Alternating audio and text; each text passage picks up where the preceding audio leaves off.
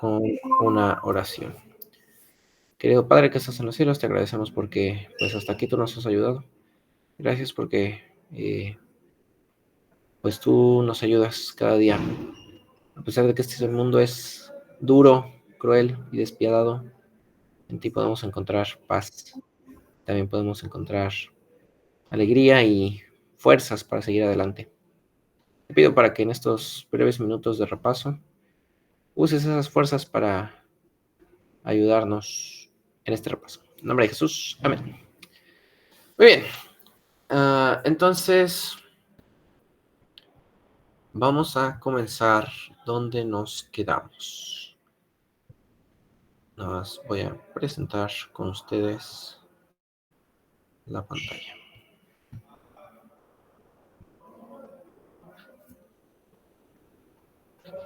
Muy bien. Entonces, nos quedamos en esta parte de lo de las plaquetas, la cascada de coagulación, y vamos a ver rápidamente los factores que controlan la coagulación. Entonces, podemos resumir rápidamente en esta diapositiva que los factores que controlan la coagulación es la dilución, la necesidad de superficies con carga negativa, que hablábamos de eso la vez pasada, los factores expresados por el endotelio y la cascada fibrinolítica. Esta cascada fibrinolítica es la cascada que va a romper el coágulo, ¿ok? Entonces, dentro del proceso, la plasmina rompe la fibrina, interfiere con su polimerización, y entonces cuando la fibrina se rompe, deja un desecho que se llama dímero D, el cual es muy importante y vital para nosotros como médicos, porque es medible, ¿ok? Lo podemos medir en la sangre.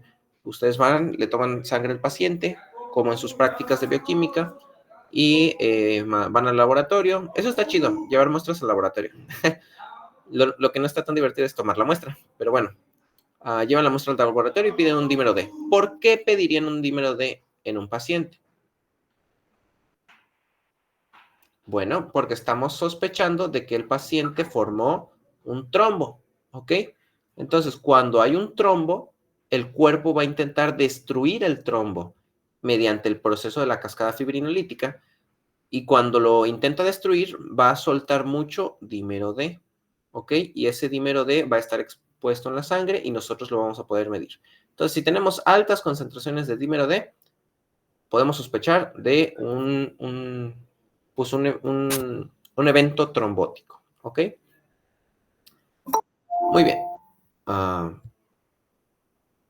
Admitir. Muy bien. Entonces, conocemos que el endotelio, pues va a tener, son las células endoteliales que expresan ciertos factores. Algunos son anticoagulantes y otros son procoagulantes, dependiendo de qué factor estemos hablando. De los efectos inhibidores de plaquetas, ya hablábamos de la barrera que protege el factor de von Willebrand. También tenemos efectos anticoagulantes. Uno importante es la trombomodulina, que recuerdan, la otra vez estábamos hablando de que la trombomodulina tiene activa lo que es la proteína C y ayuda en la parte pues anticoagulante para que no se forme un coágulo tan grande. Y pues los efectos fibrinolíticos con la síntesis del TPA. Ustedes vieron en clase los factores que van a promover lo que es la trombosis, y para esto de la trombosis nosotros tenemos una tríada, que es la tríada de Virchow, que son estos tres estados: la lesión endotelial, un daño al endotelio, puede ser un infarto, una lesión traumática, puede ser una lesión infravascular, alteraciones del flujo sanguíneo, puede ser éstasis, puede ser turbulencia, y ahorita vamos a ver, bueno, un ejemplo de éstasis es un paciente que está acostado, ¿ok? Una persona que no se mueve por mucho tiempo, éstasis sanguínea. Y turbulencia, mayormente lo podemos encontrar en las arritmias, ¿ok? Cuando el corazón no late rítmicamente y late en una arritmia, la sangre no va a fluir correctamente y va pues a ser turbulenta prácticamente, va a ser un agua turbulenta, y eso va a causar más probabilidad de un trombo. Y un estado de hipercoagulabilidad, ¿ok? Entonces, si se junta esta triada, es muy probable que tengamos la trombosis. Un síndrome importante que tenemos que tomar en cuenta, bueno, aquí está lo del flujo turbulento. Un síndrome muy importante que tenemos que tomar en cuenta es el síndrome de anticuerpos antifosfolípidos, que se caracteriza por estas cuatro síntomas: trombosis recurrentes, vegetación de las válvulas cardíacas, abortos de repetición y trombocitopenia. Esta enfermedad está mediada por anticuerpos, como lo dice su nombre, y va a destruir a las proteínas en la sangre. Es una enfermedad autoinmune que se da mayormente en mujeres. No sé si ya se dieron cuenta a estas alturas del partido, pero la mayoría de síndromes de anticuerpos o síndromes autoinmunes dan en mujeres. ¿Por qué? No sé, pero la teoría dice que es porque ellas comieron la manzana del árbol, que no debían. Bueno, esa es mi teoría.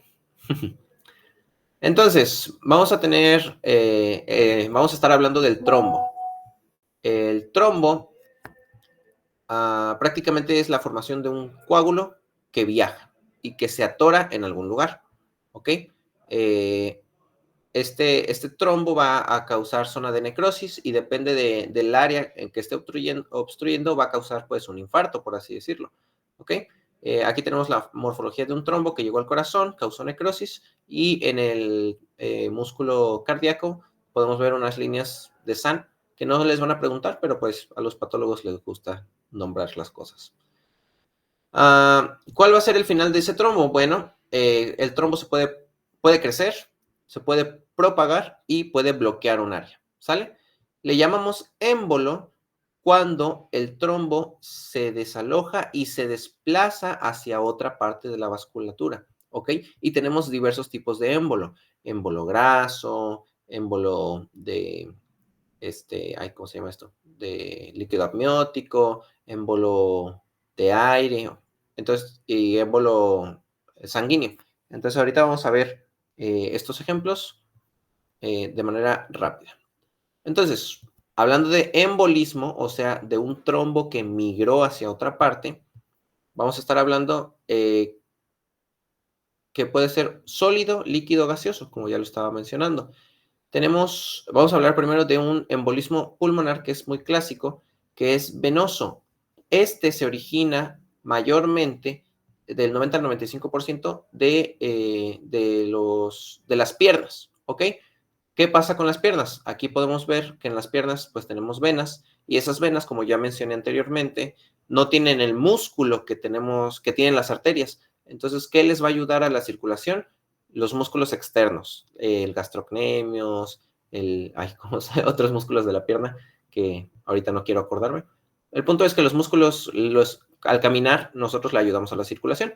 Entonces, si una persona está quieta, parada y no hace nada, pues va a tener éstasis y muy probablemente se le puede deformar un trombo, ¿ok? Ese trombo mayormente llega a los pulmones, ¿ok? Es el sitio más probable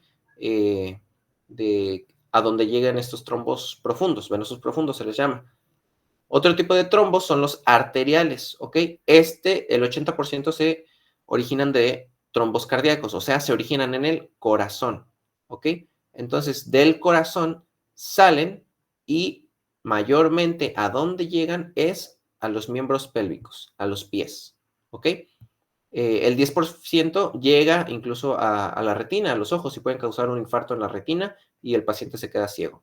En este caso, el paciente está sufriendo un embolismo sistémico o arterial, en donde ya la pared medial de los pies está siendo necrotizada debido al infarto al músculo y a la piel. Entonces, repasando nuevamente, el embolismo pulmonar profundo viene de las piernas y llega a los pulmones. El embolismo arterial proviene del corazón. 2/3 partes está asociado a infartos, o sea que el corazón se detuvo. El corazón se detuvo. El corazón se detuvo y entonces causó éstasis. La sangre no fluyó, se formó un trombo y después el corazón volvió a latir y se fue ese émbolo. ¿Ok? Y llega mayormente a los pies. Aquí vemos los diferentes émbolos que estaba mencionando. Los émbolos grasos mayormente son asociados a fracturas, pacientes que tienen fracturas severas y que grasa de la misma, pues de la misma piel se infiltra dentro de las arterias y viaja hacia algún lado hasta que se tapa, ¿ok? Pueden desarrollar taquipnea, disnea, taquicardia, irritabilidad e inquietud. Un émbolo de líquido amniótico es algo muy, muy curioso y muy raro, pero sí llega a pasar cuando una paciente está teniendo un bebé y se desgarran las membranas amnióticas. Un poco de líquido amniótico se filtra dentro de las venas y viaja y tapa regularmente lo que son los pulmones. Se vuelve un émbolo pulmonar de líquido amniótico. Entonces es algo raro, pero pasa. Émbolos gaseosos, el ejemplo más común que utilizamos es la enfermedad por descompresión. ¿Qué pasa aquí? Un buzo, a ver, denme un minuto.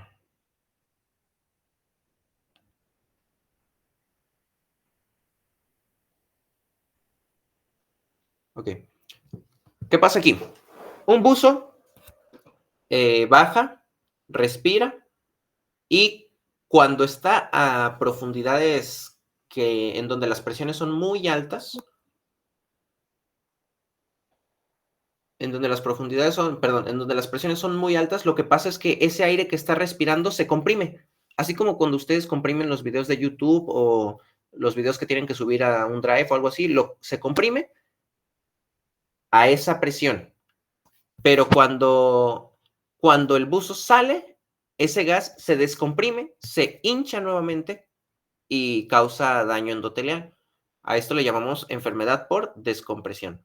Está fácil, ¿no? Es como cuando quieren subir un video a YouTube. Se comprime a altas presiones, pero se descomprime ya cuando sale del agua.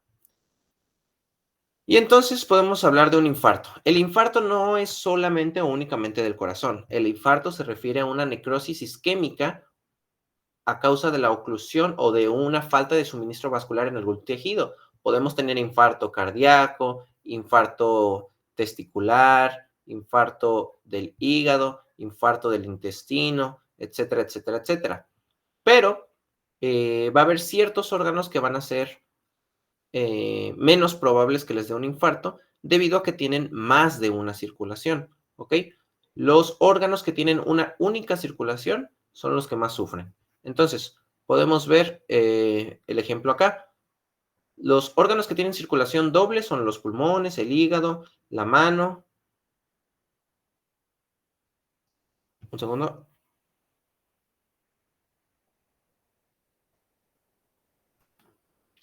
La mano y la circulación que tienen una circulación terminal son el riñón, el vaso. También el corazón. Bueno, en el corazón pasa algo muy interesante. El doctor mencionó cómo es que cuando una arteria del corazón se tapa, ocurre un tipo de angiogénesis y el mismo corazón saca otras arterias circulantes que tratan de cubrir esa parte.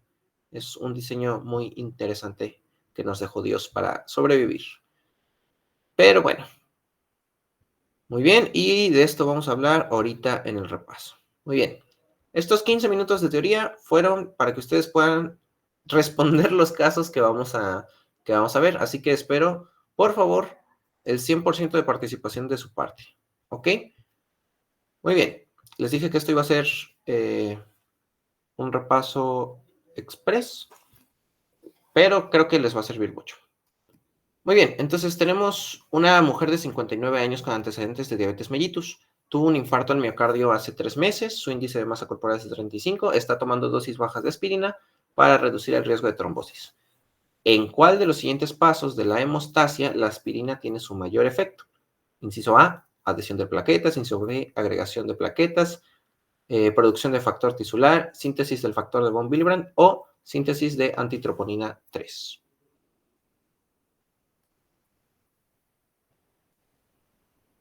Muy bien, es momento de contestar.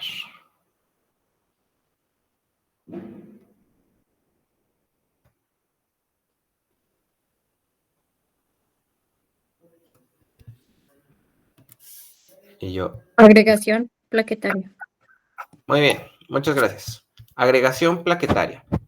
Entonces, vemos que de la parte de todo lo de las plaquetas, sus pasos, cómo ellos iban a hacer la adhesión primero, luego la activación y luego la agregación, donde la agregación funciona por tromboxano A2, la aspirina va a actuar, ¿ok? Recuérdense mucho de eso. La aspirina es un antiagregante. Se le añade al grupo de los AINES también, pero la aspirina tiene un factor muy importante que es la antiagregación plaquetaria. Entonces, ¿qué es la agregación? Es como la fusión de las plaquetas, ¿ok? Y si las plaquetas no se fusionan, no se forma un trombo, ¿ok? Muy bien, gracias por contestar. Siguiente, una mujer de 66 años tiene un dolor torácico de inicio repentino que se irradia hacia el cuello, se irradia al cuello y al brazo izquierdo. En el examen, 30 minutos más tarde, está diaforética hipotensa. Su nivel de troponina 1 sérica está elevado. ¿Cuál de los siguientes fármacos es más probable que se administre de emergencia como terapia trombolítica?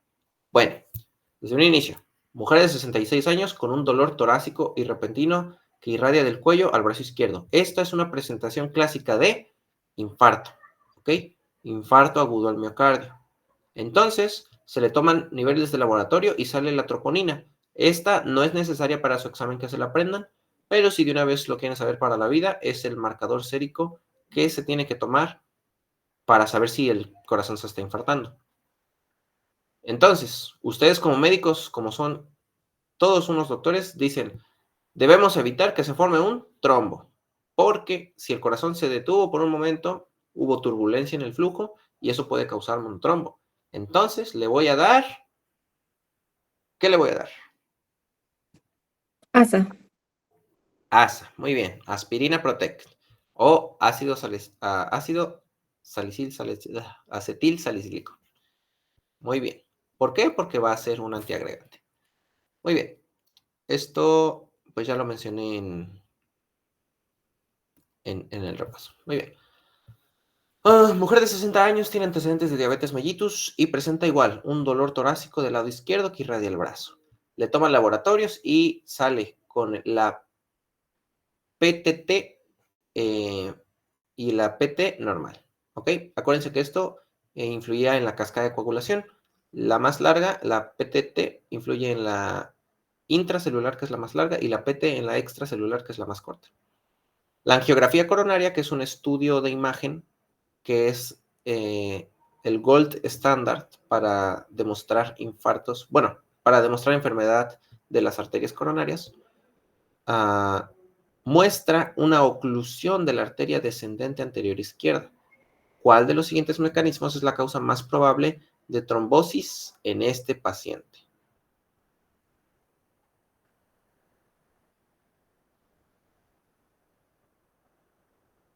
Inciso A, anticuerpo inhibidor de la coagulación. Inciso B, daño al endotelio. C, disminución del nivel de antitroponina. D, disminución del activador del plasminógeno tisular. O E, mutación del gen del factor 5.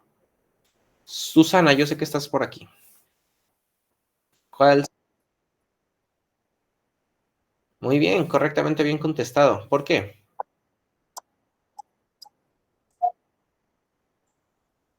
Excelente, perfecto, muy bien. La diabetes mellitus debilita el endotelio y una debilidad del endotelio también puede causar un aumento de, mayormente cuando se junta la diabetes con el colesterol, de placas ateroscleróticas. ¿Ok? Entonces esas placas también pueden formar una oclusión, que es la que mayormente se da en el corazón. Muy bien, y con esto pues recordamos lo que es la triada de Virchow, en donde tenemos una lesión endotelial, en este caso un infarto. En este caso, esta paciente también, aparte de la diabetes mellitus fue el factor para que a esta paciente le diera un infarto, ¿sale? Junto con el colesterol y todo eso de las placas ateroscleróticas, le dio un infarto y, y entonces ese infarto era la causa más probable, o ese daño al endotelio fue causa probable para que nos diera un trombo. Aquí está, ¿sale? Entonces, el infarto al miocardio también cuenta como lesión endotelial, ¿sale? Pero es correcto, la diabetes mellitus también cuenta como lesión al endotelio. Muy bien. Y también en el infarto hay alteración del flujo sanguíneo, en este caso se volvería más turbulento. Muy bien. Una mujer de 23 años ha tenido una alteración de conciencia y dificultad para hablar durante las últimas 24 horas. Le toman un TAC y muestra un infarto hemorrágico temporal derecho. ¿Ok? Y si no puede hablar, ¿en qué área estaríamos pensando? A ver, les voy a hacer esta pregunta. Si el paciente no puede pronunciar las palabras, ¿en qué tipo de afasia estaríamos pensando? Ya llevaron neuro, ¿verdad? Sí. Afasia expresiva. Bueno, les voy a dar dos opciones. La afasia de Broca o de Wernicke. Wernicke es el lenguaje. Ajá, ¿no es la 45 y la 46? ¿No? ¿No? Muy bien, andan por ahí. Está bien. El caso que yo les dije es que no puede pronunciar las palabras. ¿Ok? Si no puede pronunciar las palabras, es el área de Broca. ¿Por qué? Porque esa es un área motora. ¿Ok? Entonces, como es motor, el paciente va a tener dificultad para pronunciar las palabras.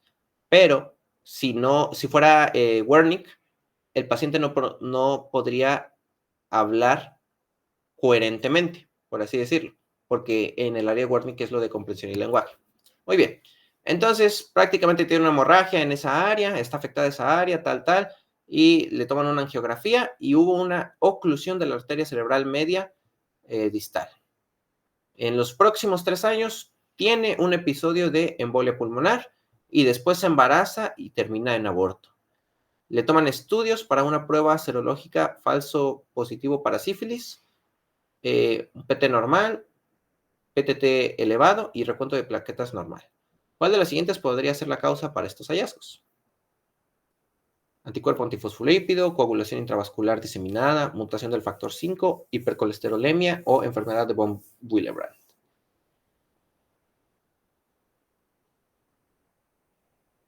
Muy bien, repasemos. Mujer joven, muy joven para tener eventos cerebrales. ¿Qué le pasó? Un trombo. Muy probablemente un trombo que llegó hacia la arteria cerebral media y tapó ese lugar y tuvo este EBC. Después le da una embolia pulmonar. ¿Por qué? Muy probablemente por otro trombo. Después tiene un aborto espontáneo. ¿Por qué? Bueno, ¿alguien se anima?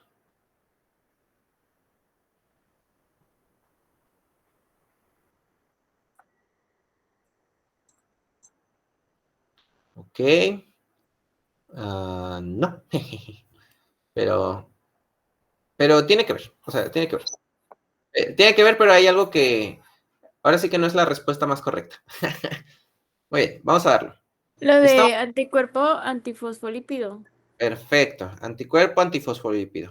Acuérdense, esto se va a dar por unas clínicas de trombosis recurrentes. En este caso, nuestro paciente tuvo 2 trombosis, una en el cerebro y una en el pulmón. ¿Ok?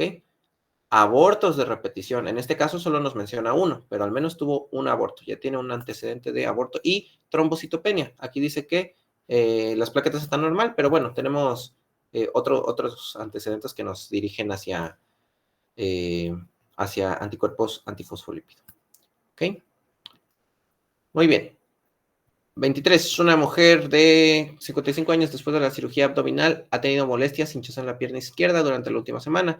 La pierna es un poco difícil de mover y a la palpación hay sensibilidad. En una ecografía Doppler, que es un ultrasonido en donde tú puedes ver el flujo sanguíneo, se ve, o sea, es un ultrasonido normal, pero se ven ondas rojas y azules en donde tú puedes ver las arterias y las venas y ahí se van pasando. Se ve cómo fluye la sangre. La ecografía Doppler muestra una trombosis de las venas profundas en la pierna izquierda. ¿Cuál de los siguientes mecanismos es más probable que contribuya a su condición? Hipercalcemia, inmovilización, ingestión de aspirina, liberación de óxido nítrico o flujo sanguíneo turbulento. La inmovilización que pasó durante la cirugía. Excelente, muy bien. Entonces esta paciente estuvo acostada mucho tiempo porque estuvo operada y entonces no podía mover las piernas. Normalmente a este tipo de pacientes se les pone pues una terapia antitrombolítica para que no les pase eso, y también se les pone mallas compresivas, ¿ok? Regularmente lo que dicen las guías, Estados Unidos y todo eso, es que se les pongan mallas compresivas. Lo que se hace aquí en México, porque no siempre hay mallas compresivas, es poner vendas en las piernas. Y hay un debate en eso, porque realmente no se ha demostrado científicamente que las vendas cumplen la misma función que las mallas. Entonces, incluso que las mallas tengan tanta función. Pero bueno, por si sí o por si no, se las ponen. Pero se los dejo como tarea. ¿Se las pondrían ustedes? ¿O dicen no sirve para nada? Pero muy bien, correcto. Inmovilización. Entonces, este fue un émbolo. Bueno, al final, este émbolo que se formó, perdón, al final era un trombo venoso profundo, estaba en las piernas. Pero si a esta paciente no se le trata, ese trombo puede migrar, puede viajar y llegar a los pulmones. Es por eso que es importante tratarlos. Y pues como ven, la clínica es que le dolía, o sea, estos trombos duelen en las piernas y la pierna se comienza a hinchar. Entonces es importante detectar ese tipo de cosas en sus pacientes. Un hombre de 30... ¿Perdón? No, no tiene que ver, pero bueno, sí tiene que ver, pero no es el tema, que el signo de Holman. Ah, ok. Bueno, ya después lo ven. Muy bien. Hombre de 32 años está involucrado en un accidente vehicular y sufre de fracturas de fémur y tibia derechos y el húmero. Las fracturas se estabilizan quirúrgicamente, él está en condición estable durante 2 días, pero de repente se convierte en una disnea grave. ¿Cuál de las siguientes complicaciones de sus lesiones es la causa más probable de su repentina dificultad respiratoria?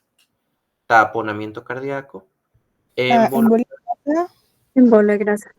émbolo graso. Muy bien. Entonces, habíamos dicho que el émbolo graso se forma mayormente en personas que tienen fracturas severas. En este caso, nuestro paciente tenía 1, 2, 3 fracturas, ¿ok? Entonces, la grasa que sale de la piel, de los huesos, se va de los tejidos blandos prácticamente, se va hacia las arterias, las venas y ¡pum! Tapa, en este caso, el pulmón. Y presenta taquipnea, disnea, taquicardia y irritabilidad.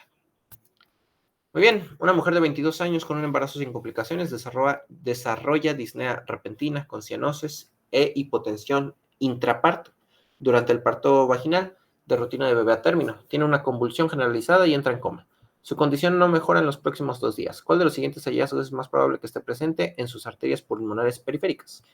Agregados de plaquetas, líquido amniótico, glóbulos líquido. Muy bien, correcto. Líquido amniótico. Entonces, esta es la embolia por líquido amniótico, ¿ok? Es algo raro, ocurre en 1 de 40,000 partos, pero cuando ocurre es muy mortal, ¿ok? Hasta el 80% de estas pacientes se pueden morir. Por eso que si no nos aprendemos, al menos debemos tenerlo en cuenta, ¿no? Y se presenta por una disnea severa. La paciente deja de respirar, entra en cianosis, entra en shock, ¿ok? Y uno no sabe qué hacer. A veces se pone nervioso y no sabe qué hacer en esos momentos. Hombre de 31 años está en un viaje de buceo y desciende a una profundidad de 50 metros en el Musa, frente a la costa de Cancún. Después de 30 minutos tiene un mal funcionamiento de su equipo y rápidamente regresa al bote en la superficie.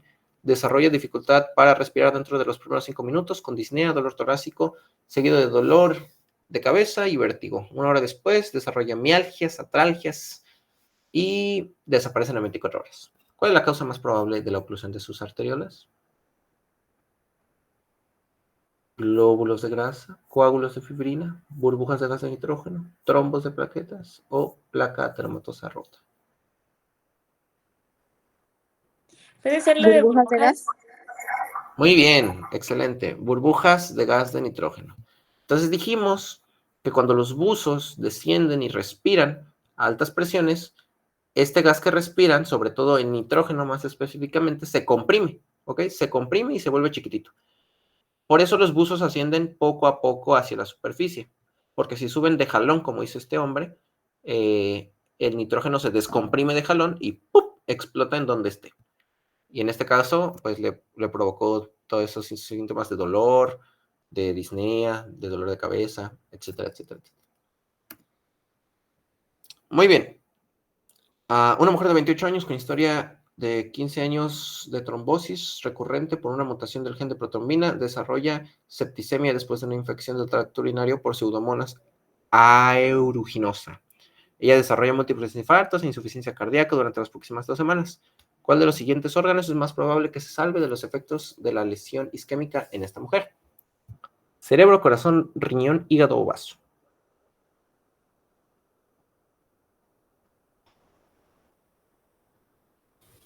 El corazón. El corazón, ok. ¿Hígado? Hígado, ok. Riñón. Riñón, ok. Nada más les queda cerebro y vaso. Vaso. Vaso. Muy bien. Entonces, ¿qué tenemos aquí? Una mujer que desde hace 15 años tiene múltiples trombos, ¿ok? Les está diciendo que por una infección esta mujer tiene múltiples trombos y entonces estos trombos pueden ir a cualquier lado, ¿sale? Entonces, básicamente la pregunta les dice, ¿cuál de todos estos órganos es menos probable que sufra un infarto? Entonces, para eso tenemos que tomar en cuenta la circulación. Los órganos que tienen doble irrigación se van a salvar mayormente y los que tienen una circulación terminal van a sufrir más los trombos. Entonces, el riñón y el vaso, no, ¿sale? Porque tienen una circulación terminal y eso afecta directamente. El corazón también tiene circulación terminal, a pesar de que para salvarse tenga esta angiogénesis. Entonces, lo único que nos queda son los pulmones, el hígado y la mano. Y en este caso, el único que estaba era el hígado, ¿verdad? Que tiene doble circulación. Entonces, la respuesta era hígado. Muy bien. Al llegar a Monterrey desde un vuelo do Brasil, uno de los pasajeros inicia con ansiedad, dificultad respiratoria, por lo que es llevado al servicio de urgencias del Hospital Metropolitano, al cual les recomiendo ir a rotar. Como parte de la valoración del paciente, se miden los niveles del dímero D, los cuales se encuentran elevados. Entonces, el dímero D es producto de la descomposición ¿de qué compuesto? Red de fibrina, complemento, factor de von Willebrand, trombomodulina o tromboplastina. ¿No es de la fibrina? Muy bien, de la red de fibrina. Entonces, ¿qué le estaba pasando a este paciente? Prácticamente un tromboembolismo. ¿Por qué? Porque estaba viajando desde Brasil hasta acá, entonces la pasó todo el tiempo sentado. Entonces se formó un coágulo, se volvió un trombo, el cuerpo lo intenta destruir mediante la cascada fibrinolítica, lo intenta destruir y empieza a romper toda la fibrina que puede. Y entonces al romper toda esa fibrina sale el dímero D. Muy bien. Durante la valoración de un paciente de 75 años con antecedente de fibrilación auricular, observas que en la porción distal del tercer y cuarto ortejo del dedo presenta una coloración de la piel que se ve más violácea, oscura e inicialmente refiere que presenta dolor agudo e intenso en la zona afectada. ¿Cuál es el origen más probable de esta lesión? Embolismo arterial, trombosis venosa profunda, émbolo graso, émbolo venoso o émbolo séptico.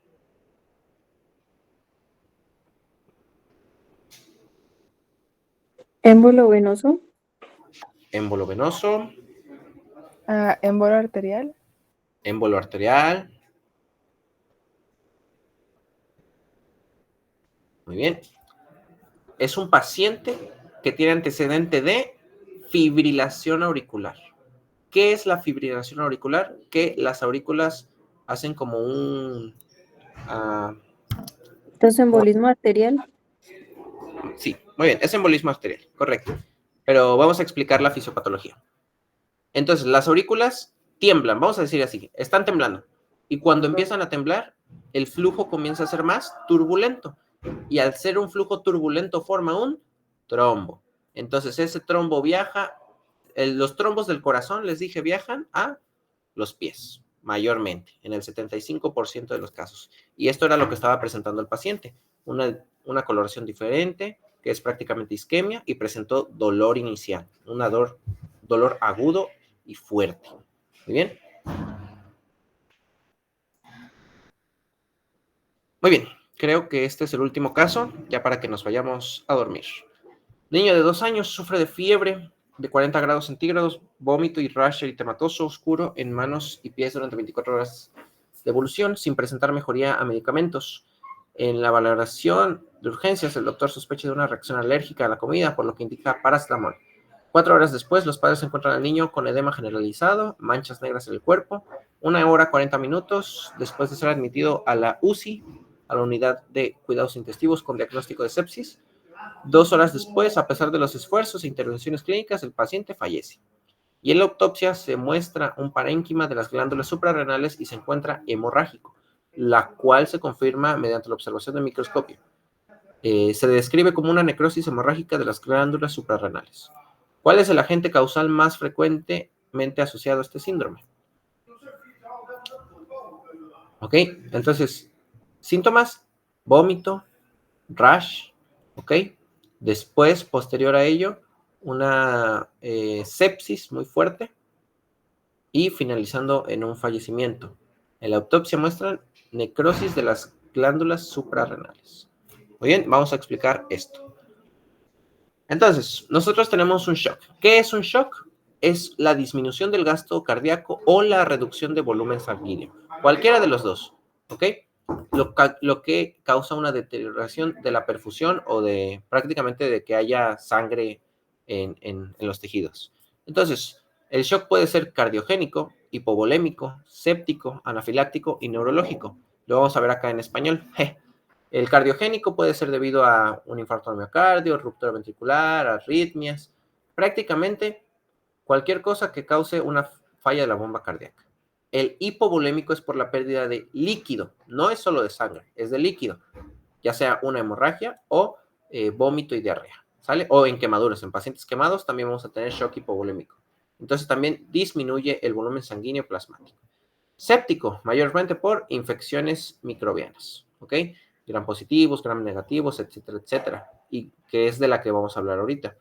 Neurogénicos, cuando se pasan de la anestesia o cuando hay una lesión medular, y anafilácticos, cuando, por ejemplo, las personas que son alérgicas a la nuez o algo así, comienzan una reacción de hipersensibilidad que van a ver en este próximo parcial, comienzan una reacción de hipersensibilidad tan fuerte que causa disminución de líquido y aumento de vasodilata y permeabiliza vascularmente. Entonces, estos son todos los tipos de shock. Vamos a centrarnos en el de este paciente, que es el séptico, ¿ok? Por un microbio. Ok, vamos a tener el síndrome de respuesta inflamatoria sistémica, que va a ser caracterizada por un shock séptico, ¿ok? Y una manifestación exagerada y generalizada de la respuesta inmune, ¿ok? La respuesta inmune va a dar con todo, tanto el complemento, tanto los neutrófilos, monocitos y todo eso van a hacer de todo contra esta infección, pero va a ser como una reacción en cadena que va a desarrollar pues prácticamente un síndrome de respuesta inflamatoria muy potente. Y va, al final todo esto, lo que quiere decir todo esto es que al final puede terminar en una falla multiorgánica, ¿ok? Entonces, en este paciente lo que se encontró fue una necrosis y hemorragia de las glándulas suprarrenales. A este síndrome se le conoce como el síndrome de Waterhouse, ¿ok? Está asociado a sepsis por meningococo, especialmente Neisseria meningitidis. ¿Ok?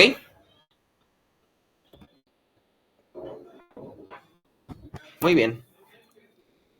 Y con esto damos por terminado el repaso del primer parcial para su examen de patología. Ya voy a dejar de presentar y voy a prender aquí. Muy bien, pues la verdad espero que esto haya sido de ayuda. Ay, estos gatos. Sí, ya, a dormir. Espero que haya sido de ayuda para ustedes, chicos. Si tienen alguna duda, es el momento. Si a alguien no le quedó algo claro. ¿No? Creo que quedó claro y práctico. Me van a pasar, por favor, sus nombres completos y su matrícula en el chat. Y si quieren las diapositivas, me mandan un mensajito al personal por WhatsApp y se las envío, ¿va? Pues esto sería todo. Muchas gracias por su presencia y éxito en su examen del viernes. Yo también.